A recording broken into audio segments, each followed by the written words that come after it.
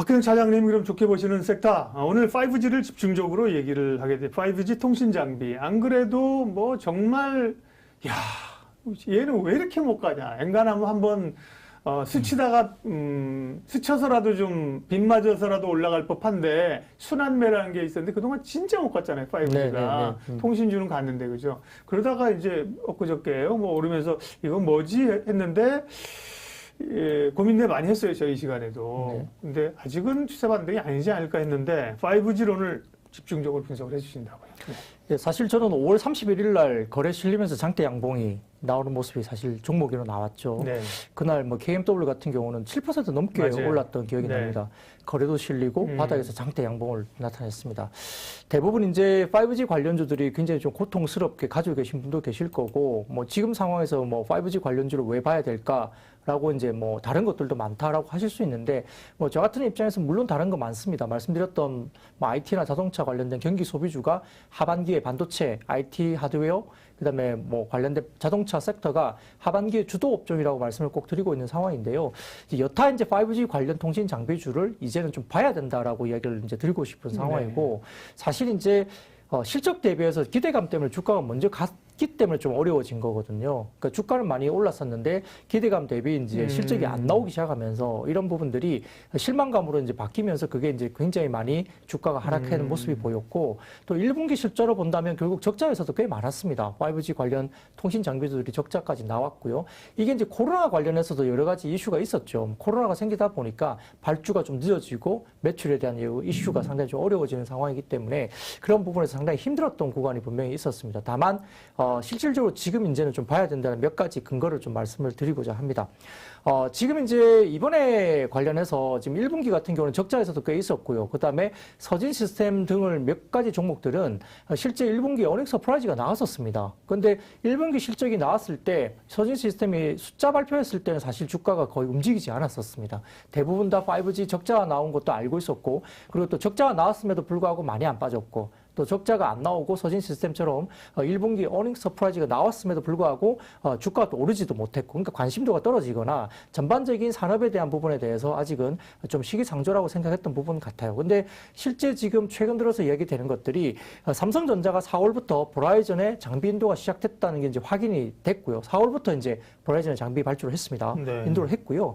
작년 12월부터 올해 2월까지는 초도, 그러니까 선 생산용 초도 물량을 일단 보냈기 때문에 실질적으로 매출이나 이익단의 영향이 거의 없었습니다. 근데 실제 4월 정도부터 조금 의미 있는 물량이 나가기 시작했고요.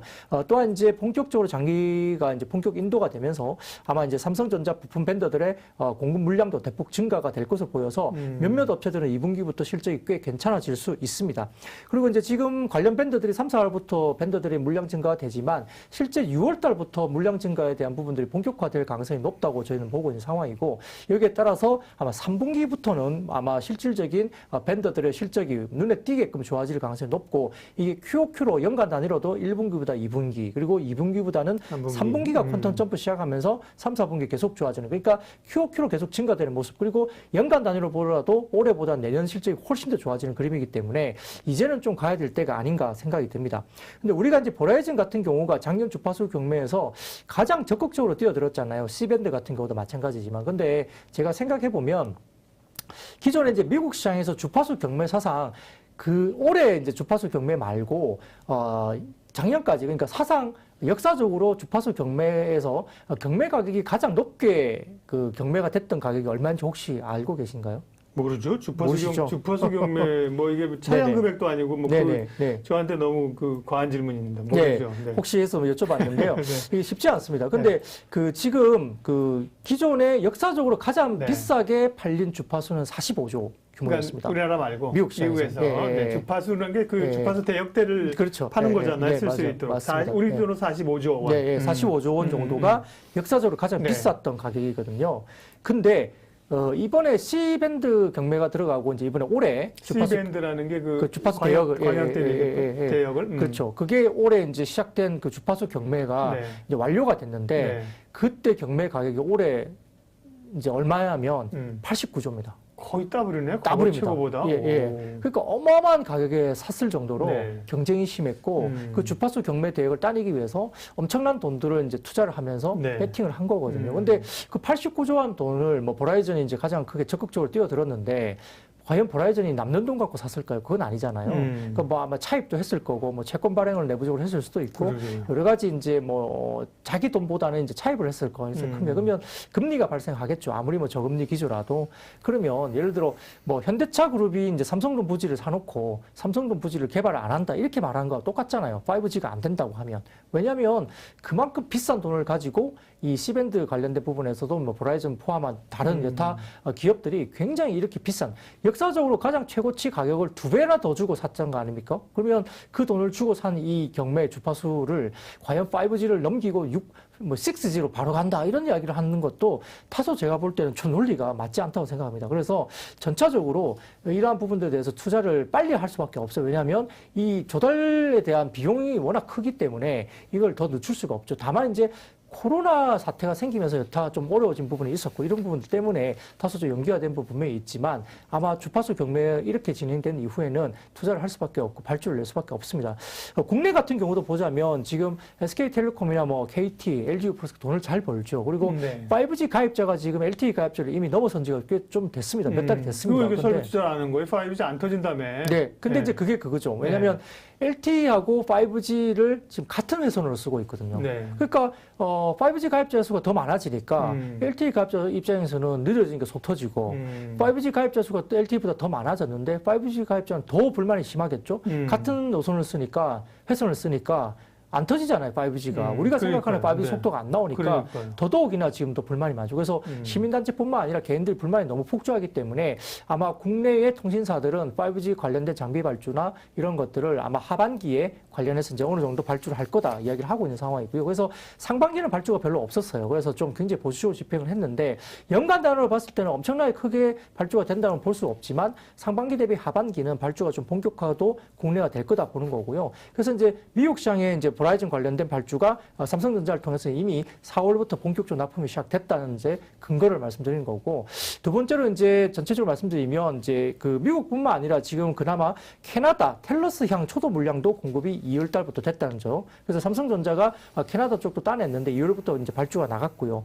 그다음에 이제 인도 같은 경우도 지금 이야기가 되고 있는데 아마 릴라이언스 지오향 초도향 물량도 이제 나간다고 이야기가 되고 있는데요.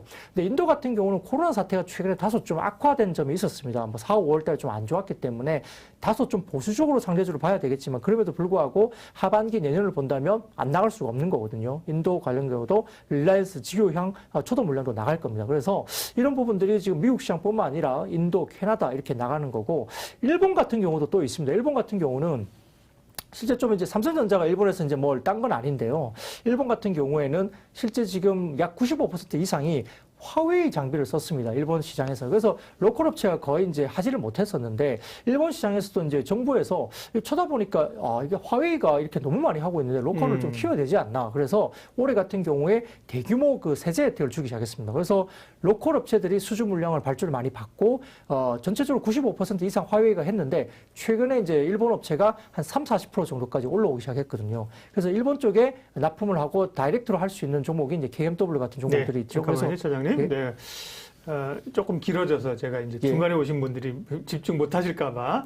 지금 이제 5G 얘기하고 있어요. 우리 박근영 차장님과 함께 5G 사실은 워낙 하락하다가 급반등을 해서 우리가 이거 뭐지? 신뢰감을 가져도 되나? 이런 얘기를 하고 있는데 오늘 박근영 차장님이 5G 이제 봐야 된다. 네, 오를 수 있다라는 근거를 지금 쭉 얘기를 하고 계시고 그 중심에는 결국은 또 버라이즌, 삼성전자가 있는 거네요. 네, 그렇죠. 네, 주가 돼서 어떤 종목으로 사야 되느냐, 거기까지 이제 해주시겠죠? 이어주십시오. 네. 네, 그래서 말씀드렸듯이 지금 발주 관련된 부분은 어쨌든 버라이즌이 가장 8조 원 이상 11월달에 계약을 했기 때문에 전자가 이제 인도를 하느냐의 문제인데 말씀드렸듯이 4월에 이제 인도가 시작되기 시작했다. 그리고 이제 나머지 부분들도 6월 정도부터는 본격적으로 납품이 좀 어느 정도 올라온다는 점에서는 지금 5월 말 6월 정도부터는 이제 5G 통신 장비주를 좀 긴 시기열에 그러니까 내년 정도까지 바라보고 조금 가는 부분에 대해서 비중 확대를 충분히 이제 할 수 있고 신규 진입도 지금 충분히 가능한 가격이다 볼 수 있습니다. 따라서 종목에 대한 부분들을 이야기를 할 수 있는 상황이고 제가 아까 뭐 미국의 버라이즌뿐만 아니라 캐나다의 텔러스향 초도 물량도